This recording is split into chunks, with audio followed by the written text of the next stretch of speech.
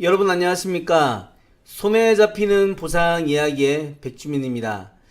오늘은 제 12강 일상생활 배상책임 마지막 편입니다. 그동안에 그 일상생활 배상책임에 대한 기본적인 개념하고 그리고 학교에서 발생한 거, 친족, 그리고 뭐 아파트 누수, 화재, 그리고 그다음 뭐 있죠?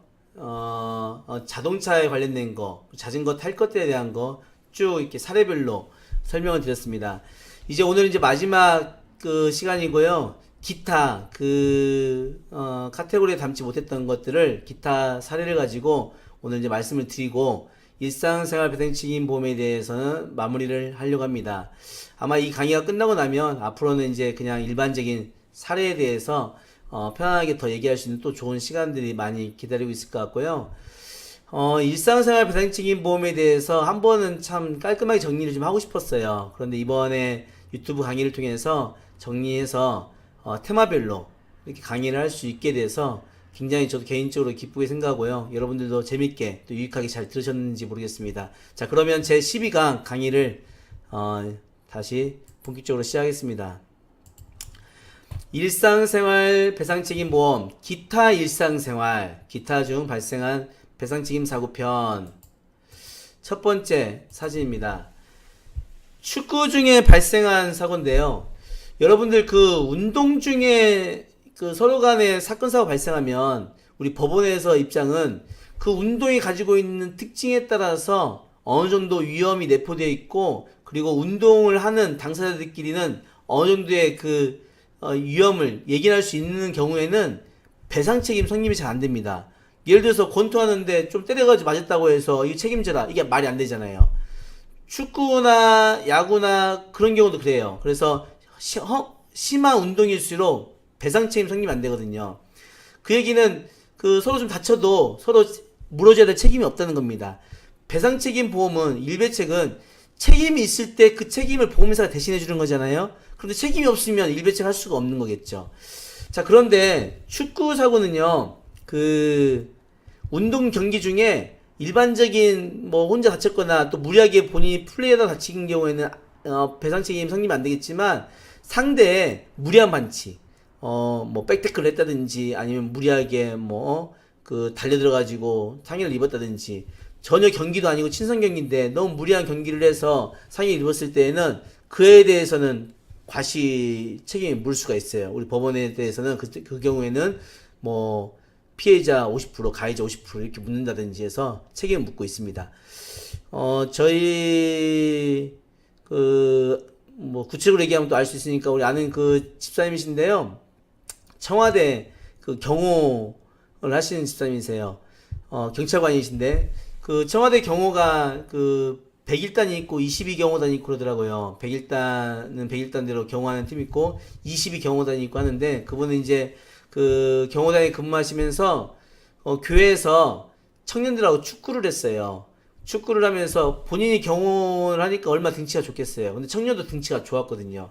축구를 하면서 공을 잡고 달려가는데 골대 앞에서 가서 이렇게 하려고 하는데 수비하려는 청년이 달려들어서 무리하게 반칙을 하면서 이 집사님 발목을 밟게 된 거예요. 그래서 그 현장에서 발목이 골절돼가지고 119에 실려서 대학병원 가서 수술을 했죠.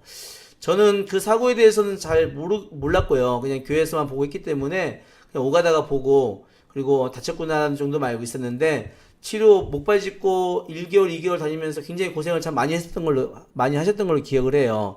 그리고 치료 다 끝나고 또 복직하고, 그리고 나서 시간이 좀 흘렀을까요? 한 1년쯤 됐을 때 그 전화가 왔어요. 집사님, 제가 이렇게 사고 난 거 아시죠? 그래서 이거 사고 난 거 관련해 가지고 경찰관들, 공무원들 단체보험이 있잖아요. 그래서 1억이 단체보험 가입돼 있는데 단체보험에 좀 청구를 하려고 하는데 후유자에게 이게 가능하겠습니까? 누가 된다고 하는데 좀 도와줄 수 있습니까? 라고 전화가 왔어요. 그래서 보니까 한 5% 정도 장애가 될 것 같아서 5% 후유장애 평가해가지고 그 단체보험에서 받게 됐죠. 1억 원 가입돼 있으면 5%면 500만 원 받으시면 됩니다. 그래서 500만 원 청구해서 보상을 잘 받았습니다. 자, 그리고 이제 끝날 수도 있었는데, 제가 그 발 밟았던 청년 있잖아요. 청년을 교회에서 만나서 이것저것 확인하면서 물어봤죠. 그리고 사고 내용을 보니까 청년의 과실이 충분히 있을 수 있겠다 싶어서 그 청년한테 물어봤습니다. 우리 그 청년이, 형제님이 그 혹시 실손보험이나 이런 손해보험에 보험 있느냐라고 물어봤어요. 그랬더니 자기는 그 보험이 없대요. 그래서 아니다. 엄마, 아빠가 또 어머니, 아버지가 가입한 보험 중에 우리 청년을 위해서 가입한 보험이 있을 수 있으니까 한번 살펴보고 혹시 보험이 있다면 그 보험 증권을 좀 나한테 카톡으로 좀 보내달라라고 요청을 했습니다. 그리고는 나중에 카톡이 왔는데요. 거기 확인해 보니까 그 일상생활 배상책임 보험이 있더라고요. 그래서 일상생활 배상책임에 접수하고 사건 기록 다시 한번 확인해서 보험금을 청구를 했죠. 그래서 우리 그 교회 저기 집사님 보장을 받았는데요. 제가 항상 강의할 때 물어보거든요. 이렇게 앞열부터 해서 선생님 볼 때 얼마 받았을까요? 얼마 받았을까? 이렇게 물어보는데 여러분들이 강의 들으시는 분한테 묻고 싶습니다. 단체 보험에서는 5% 장애 나와서 500만 원 받았죠. 그리고 이분 본인 과실도 많은 이 축구 중 사고인데 가해자 가입한 청년이 가입한 일배체 보험에서 합의금 얼마나 받았을까요? 1,000만 원? 2,000만 원? 네, 정답을 말씀드리면 4천만 원 받았습니다. 이분이 이제 공무원이고 소득이 또 입증이 되고 그러다 보니까 장애가 나오고 평가하는 과정에서 본인 과실을 40% 공제하고 해도 4천만 원이 나오더라고요. 그 아내 집사님 했던 말이 기억나요. 제가 전화를 해서 이게 서프라이즈로 이렇게 선물로 드리려고 단체 보험에서 500만 원 나왔던 걸 알기 때문에 제가 나중에 결정된 다음에 말씀을 드렸죠. 최종 4천만 원의 손해배상이 종결돼서 4천만 원으로 이제 마무리할 거다라고 말씀을 드리니까 깜짝 놀라시더라고요. 400만 원 아니냐고, 4천만 원 맞냐고 굉장히 좋아하시더라고요. 남편 다리 부러지고 이런 것은 뭐 다 잊어버리고 돈 합의금 받는 거에 대해서 굉장히 좋아하셨던 모습을 기억합니다. 그리고 그 집사님도 굉장히 좋아하실 거예요. 그래서 4천만 원 받았는데, 자, 돌아와서 만약에 그 청년이 일상생활 배상책임 보험이 가입이 안 돼 있거나 또는 제가 일상생활 배상책임 보험에서 잘 몰랐다면 그 집사님 4천만 원 보상 받을 수 있었을까요? 못 받았을 거예요. 이렇듯 일상생활 배상책임 보험은 아는 만큼 청구할 수 있습니다. 축구 중의 사고도 상대의 무리한 반칙이 있을 때는 청구할 수 있다더라까지 기억하시면 되겠습니다. 자, 아이고 무섭다. 그 개에 물린 경우, 지난번에 제가 친족간의 사고 얘기하면서 개에 집에서 키우는 개가 저기 돌잔치 온 그 고모 얼굴 물어가지고 보상했던 사례를 말씀드렸죠. 이렇게 개가 물면 이 개 주인은 민법상 점유자 책임으로서 개 주인은 그 피해자에게 보상을 해야 됩니다. 그래서 이제 목줄도 해야 되고 이제 그러는 건데, 그런데 그 개 주인, 그 개 주인이 엄마 아빠가 있으니까 둘 중에 한 분이 일상생활 배상책임 보험이 가입되어 있으면 그 일배책에서 이 개로 인한 피해자들 보상이 다 이루어집니다. 개 사고가 많죠. 뭐 주변에도 많은데 옛날 뉴스 보면 뭐 독일 대사관 개 뭐 누굴 또 물었다 이런 뉴스도 있고, 그러면 개 주인이요 민사 책임도 지지만 형사 책임도 같이 지는 경우도 있습니다. 경찰서 신고되게 되면 과실치상 이렇게 해가지고 처벌받을 수 있습니다. 옛날 전라북도에서도 그 개가 큰 개가 그 아이 머리를 물어가지고 애가 전북대병원에서 치료받으면서 굉장히 그 위독한 경우까지 갔다가 결국은 잘 회복이 돼서 지금 괜찮지만 굉장히 어려울 때 있었습니다. 그런 사건도 있었습니다. 자, 그런 것처럼 일상생활 배상책임 보험, 개 물림 사고 다 처리가 가능합니다. 이 사진은 제가 직접 아는 사람은 아니지만 한때 SNS에 돌았던 사진입니다. 이 부모가 SNS 사진을 보니까요. 외할머니가 손주를 그 유치원에서 찾아가지고 골목을 걸어오는데 걔가 목줄이 없는 걔가 와서 덮친 거예요. 그래서 걔를 물은 거예요. 지금 70반을 80반을 꼬맸다는 것 같아요. 이거 물으니까 얼마 놀래요. 그래서 할머니가 하고 했는데 나중에 이제 걔 주인이 잡아가지고 이렇게 정리를 했죠. 그리고는 이제 아이는 병원에 가고 그 부모들이 그 걔 주인을 경찰서에 신고를 했습니다. 그래서 고소를 했는데 조사를 하니까 이제 처벌 받았지 않았겠습니다. 그래서 처벌 받았지 않았겠어요? 집행유예 그 2년에 금고 6개월 이렇게 처형을 받았다는 것 같아요. 그리고 이제 그건 형사적인 거고 민사적으로 남아있잖아요. 민사적으로 소송을 하는데 이분이 소송하면서 법원에 신청을 해서 싸우는데 저처럼 이제 조정하는 조정위원들이 계시니까요. 조정하는 과정에서 조금은 미흡하게 1,000만 원의 합의를 보라고 건의를 했던 것 같아요. 그런데 판사가 아마 아이의 사진을 안 보고 그러지 않았나 싶어요. 판사가 1,000만 원의 합의를 이제 보라고 했는데 이 엄마는 안 보겠다고 한 거예요. 나는 1,000만 원 안 되겠다. 너무 억울하다 했던 거죠. 그러니까 판사가 아니 애도 과실이 있구만 웬만하면 보지 그러냐 하면서 이렇게 좀 쉽게 말씀을 했던 것 같아요. 그게 이제 문제가 돼가지고 이 엄마가 사진이랑 사유 써서 걔 이렇게 물려서 80만 원 꼬맸는데 판사 자기 딸 아니라고 뭐 딸아이가 무슨 과실 있다고 이렇게 얘기하느냐 이렇게 얘기했던 것 같아요. 그래서 이제 그게 SNS에 막 돌고 했던 것 같은데 한동안 뭐 판사 막말 그런 게 많이 있었죠. 그런 것 중에 하나인데 이 아이가 사실은 그 엄마 입장에서는 이 아이 앞으로 정신적인 치료 이런 병원비 생각하면 그냥 합의 볼 수는 없는 거잖아요. 그러니까 1,000만 원을 벌 수 있는 사건은 아닙니다. 근데 제가 이제 이 사진을 올리는 것은 이런 거죠. 가해자 그 개 주인 개 주인 그 부부가 일상생활 배상책임보험이 없었을까? 물론 없었을 수도 있습니다. 하지만 일상생활 배상책임보험이 있었음에도 불구하고 몰라서 그냥 놓치고 가서 소송에 가서 싸우면서 이렇게 가지 않았을까 하는 의문이 좀 들더라고 저 같은 경우는. 왜냐하면 일상생활 배상책임보험 사건을 처리하다 보면 정말 놓치는 경우가 많이 있기 때문에 혹시 놓치고 그런 거 아닌가라는 생각이 들었습니다. 이 사진은 여하튼 그런 SNS에 돌았던 사진이고 저는 그 이유는 모르지만 좀 안타까웠던 사건입니다. 근데 가해자가 그 개 주인이 일상생활 보험이 있었다면 굳이 소송하지 않고도 충분한 보상을 받았을 텐데 하는 아쉬움이 있어서 사진을 같이 한번 보여드렸습니다. SNS에 올렸던 사진이기 때문에 제가 올려도 될 것 같아서 올렸습니다. 뭐 개가 개를 무는 경우도 있죠. 개가 개를 물면 이 개 주인 보상해줘야 돼요, 안 해줘야 돼요? 당연히 해줘야 됩니다. 얼마나 아프면 개가 울고 있네요, 여기. 네. 개 주인이 개 보상해줘야 되는데 요즘은요 개 값만 보상하는 게 아니고 치료비가 개값을 넘어가도 개 치료비 해주라는 게 이제 법원의 입장으로 많이 이제 판결들 나오고 있고요. 또 개 주인 위자료 또 보상해줘야 됩니다. 위자료. 그래서 이 개 주인이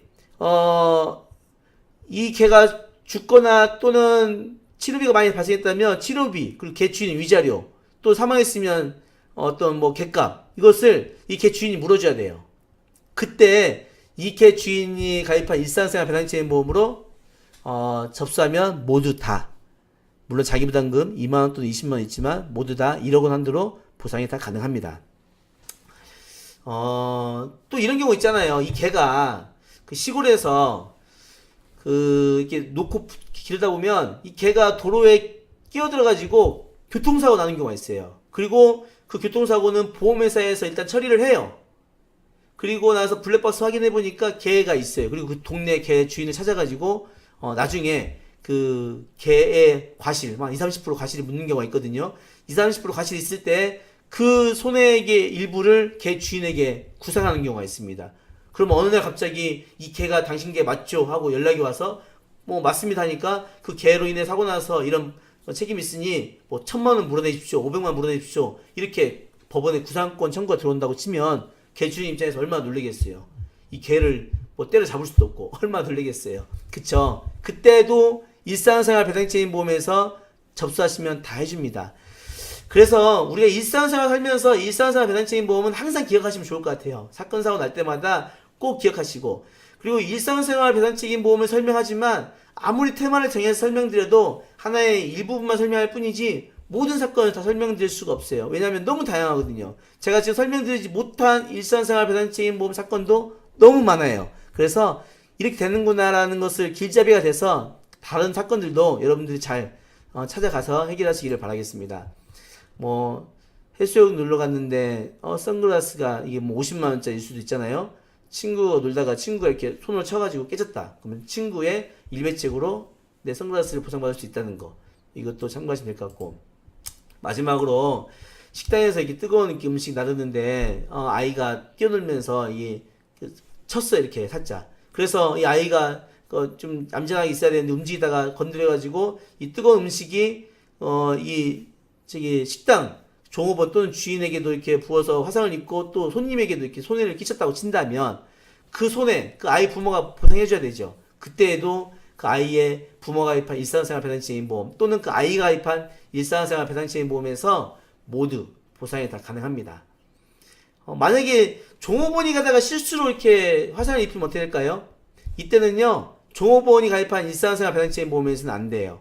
왜냐하면 말 그대로 일상생활 배상책임보험은 일상생활 중에 되는 거기 때문에 직무 중, 직업 관련된 그 업무 관련돼서는 해당이 안 되는 겁니다. 왜냐하면 직업도 위험한 직업들도 많은데 그걸 다 해줘버리면 보험료가 비쌀 수 있고 원래 본 취지가 아니기 때문에 면책 규정에 직무와 관련된 업무에 대해서는 보상하지 않는다라고 되어 있습니다. 안 됩니다. 나중에 또 제 기회 되면 또 시설 소유자 배상책임보험, 영업 배상책임보험에 대해서도 설명을 드릴 건데요. 그런 사건 사고는 또 영업 배상책임보험에서 됩니다. 각종 상점, 뭐 이런 그 음식점, 또 영화관, 뭐 이런 데서 미끄러 넘어졌다든지 엘리베이터, 뭐 이런 사고들은 각각의 배상책임보험에서 되는 거, 또 보험에서 보상받을 수 있기 때문에 그건 나중에 사례로 또 하나하나 설명을 드릴 수 있도록 하겠습니다. 자, 이제 마지막으로 직무 수행 중 사고는 보상 안 됩니다. 이제 마무리를 하면서 마지막 인사를 좀 드릴까 합니다. 자, 여러분들 6강부터 해서 12강이니까 총 7강을 찍었던 것 같아요. 제가 틈틈이 이제 강의를 찍으면서 일상생활 배상책임보험 테마별로 정리를 해서 설명을 드렸는데요. 어떠세요? 처음 제가 경찰 교육원에서 베스트 외래 강사 상을 받게 됐던 가장 큰 영향을 끼쳤던 강의가 이 일상생활 배상책임보험이라고 생각한다고 말씀드렸었는데 여러분들이 보실 때도 그러겠죠. 굉장히 유익하다 보니까 어디 가서 강의라든 이 일상생활 배상책임보험에서 깊이 있게 터치를 해주고 사례별로 설명드리면 사람들이 깜짝깜짝 놀라세요. 그리고 나도 그런 사고 있었는데, 나도 저런 사고 있었는데 지금도 청구해도 됩니까? 이것도 됩니까? 이런 질문들을 참 많이 하세요. 여러분들 아마 이 강의를 들으셨던 분들이라면 강의를 듣고 나서 이제는 이런 거 되는구나, 옛날에 이런 사고도 됐었구나, 또는 이것도 되겠구나 해서 지금이라도 청구하는 사례가 있을 것 같고요. 제가 강의하고 일상생활 배상책임보험을 청구해서 지난 사건들 1년, 2년, 3년 된 사건들 청구해서 보상받은 사례가 너무나 많아요. 적게는 몇십만원, 몇백만원, 몇천만원, 그리고 억 단위까지 정말 많아요.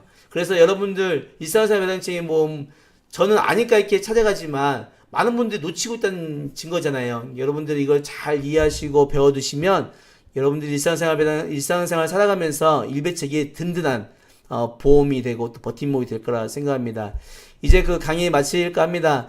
앞으로는 이제 사례 위주로 해서요. 내가 만난 피해자들 이런 소 제목으로 다양한 사건 사례들 여러분들하고 나눌 생각이고요. 앞으로 저는 큰 사건 작은 사건 할 거 없이 손해배상사로서 또 제 맡겨진 위치에서 열심히 일하면서 최선을 다할 겁니다. 여러분들 많이 응원해 주시고 또 강의 시청해 주셔서 진심으로 감사합니다. 고맙습니다.